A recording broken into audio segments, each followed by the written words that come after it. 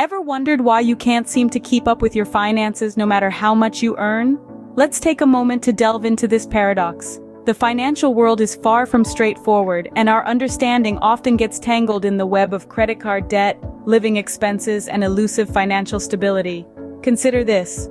Credit card debt is at an all-time high. It's as if we're in a never-ending race, running on a treadmill that's always just a bit too fast. But it's not just those who earn less who are struggling. You'd be surprised to know that even individuals raking in more than $250,000 a year find themselves living paycheck to paycheck.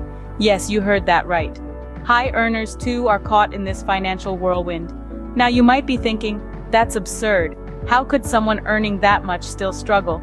Well, the answer lies in our spending habits. The more we earn, the more we tend to spend. It's almost like a reflex, an automatic response to having more money in our bank accounts. But here's the kicker. While a majority of Americans can't afford an unexpected $1,000 expense without going into debt, these spendings are not entirely wasteful. They fuel our economy, keeping the wheels of commerce turning.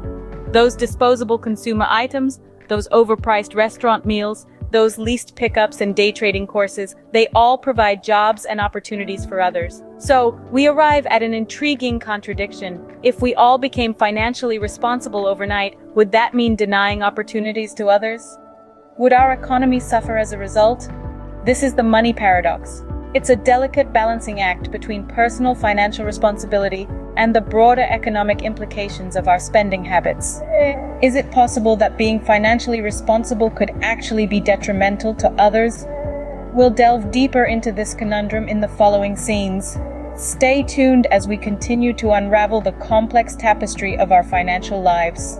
Imagine a world where everyone is financially responsible. Sounds great, right? But what would happen to the economy? Let's take a moment to consider this. If everyone in society stopped spending on disposable consumer goods, where would that leave the industries that produce these items? These businesses, after all, provide employment and contribute to the overall economy. From the factory workers assembling the products to the salespeople in stores, many jobs rely on our consumption of these goods. And what about those overpriced restaurant meals? They might seem frivolous, but they're a lifeline for the hospitality industry. From the chefs in the kitchen to the waitstaff serving your table, these jobs are vital to a vast number of people.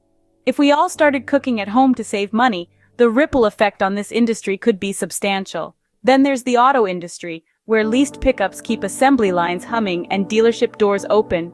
Or consider the financial markets, where day trading courses fuel dreams of quick riches. These sectors also rely on our willingness to spend. That's not to say financial responsibility isn't important. It absolutely is. Saving and investing wisely can provide financial security and open up opportunities for the future, but there's a balance to be struck. See, our economy relies on spending. Your spending is someone else's income. When you buy that disposable gadget, you're helping to pay a worker's salary. When you splurge on a restaurant meal, you're contributing to the wages of the staff. Your leased pickup helps keep the auto industry afloat, and your day trading course fee might be helping someone else achieve their dream of starting a business. So while it's good to be financially responsible, our spending also fuels the economy. It's a delicate balance, a cycle of spending and earning that keeps the economic wheels turning.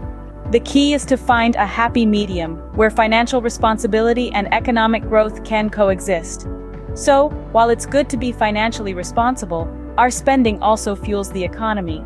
Is the issue really about reckless spending, or is it about income? Let's delve into this question. Income plays a critical role in our financial struggles. Why? Because it's the fuel that drives our financial machine. Without sufficient income, it doesn't matter how frugal we are, it's just not possible to meet all our needs and wants. Now let's consider two individuals. One has a low income but is careful with their spending. The other has a high income but spends recklessly. The one with the low income might struggle to meet basic needs, despite their best efforts at frugality. On the other hand, the high earner might find themselves in a financial pinch, despite their hefty paycheck, due to unchecked spending habits. What does this tell us? That income and spending are two sides of the same coin. They need to be in balance. Having a high income doesn't give us a free pass to spend recklessly. And having a low income doesn't necessarily mean we're doomed to a life of financial hardship. It's all about striking a balance between what we earn and what we spend. But here's the thing, not everyone has the luxury of this balance. Many people are stuck in low-paying jobs with expenses that outpace their income. For these individuals, it's not about reckless spending, it's about not having enough income to begin with. On the flip side, there are those who earn well but find themselves living paycheck to paycheck. For them, the issue isn't income, it's reckless spending and lack of financial discipline. So, as we can see, both low income and reckless spending can lead to financial struggles. But the solutions are different. For the low earners, it might be about finding ways to increase income. For the high earners, it's about reining in spending and cultivating financial discipline. So it's not just about how much you spend, but also about how much you earn. This understanding is key to breaking free from financial struggles and achieving financial health. Can we really afford for everyone to be financially responsible? A question that might seem contradictory at first, but when we delve deep into the economics of it all, the answer might surprise you. If every single person were to be financially responsible, that would mean less spending on non-essential items and more saving for the future. Sounds good on the surface, right? But consider this. Our economy thrives on consumer spending. It's the engine that keeps businesses afloat, and more importantly, it's what provides jobs for millions of people. Take, for example, the restaurant industry. The overpriced meals that we often criticize are what keeps the restaurant doors open, pays the staff, and trickles down to the farmer who supplies the ingredients. If everyone decided to be financially responsible and cut back on dining out, it could lead to closures, job losses, and a slower economy. Or consider the auto industry. Those leased pickups that are often deemed as an unnecessary expense actually contribute to a significant portion of the industry's revenue. If everyone decided to be frugal and stop leasing vehicles, it could result in layoffs and a significant economic downturn. Then there's the case of day trading courses and other forms of education often seen as dispensable. These too provide jobs and stimulate economic growth. If everyone decided to save instead of invest in learning, it could lead to a decline in innovation and progress.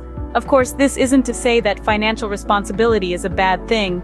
On the contrary, it's crucial for individual stability and security. However, it's also important to understand that spending, even if it seems frivolous at times, plays a vital role in our economy.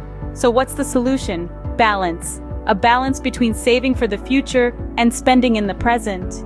A balance that allows for personal financial security without stunting economic growth. While everyone being financially responsible sounds ideal, it could have unintended consequences. So let's strive for a balance that benefits us individually and collectively. After all, financial responsibility doesn't have to mean financial austerity.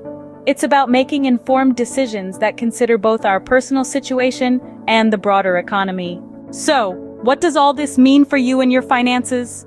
We've journeyed through the paradox of money, the cyclical nature of spending, the role of income in our financial struggles, and the potential implications of everyone being financially responsible.